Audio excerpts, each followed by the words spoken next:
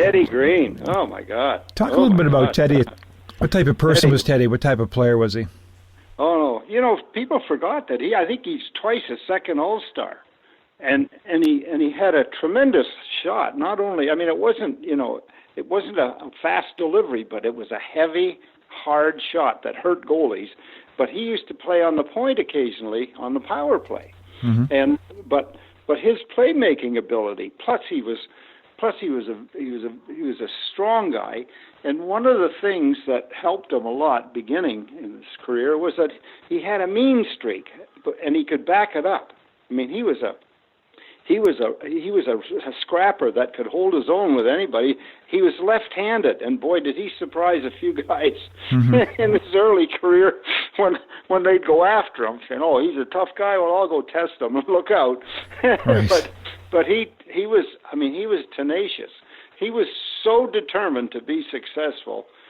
In his way of doing it was, he come out of there in Winnipeg, St. Boniface, I think it was, in the north end of Winnipeg, and but he was like a lot of us. That he was just so determined to become an NHL player that he wasn't going to let anything get in his way. And if this is what he had to do, that's what he did. Absolutely. And one of the players I want to ask you about, who is no longer with us, but very unheralded part of not only the first Bruins Stanley Cup team, but the later Bruin years, was defenseman Gary Doak, number 25. Oh, yeah. What are your memories of Gary? Yeah, well, he was, here again, he had a role to play, and he did it perfectly. He was a quiet guy, kind of on the ice, but he was a position player, and he was never out of it. There was a guy came along to the Islanders who I think still is the only player to ever win a gold medal and a Stanley Cup in the same year, Kenny Morrow. And Gary Doak was that kind of, you never knew he's around, but every now and then when the team, there's Doakie, he's got the puck. There's Doakie, he's got his man.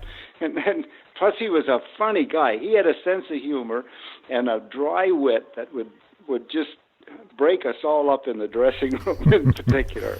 He had an uncanny way of picking on guys and he was a great on the retort. Somebody say something and he had a great comeback. And so he was like comic relief in a lot of ways, but he filled a role that was exceptional. He missed by a lot of us that, and then he quietly, just after he retired, he kind of just, he just went about his own life and so on. And so we'd all look forward to seeing him whenever we were able to get to wherever we could all gather. You need those quiet strengths on hockey teams.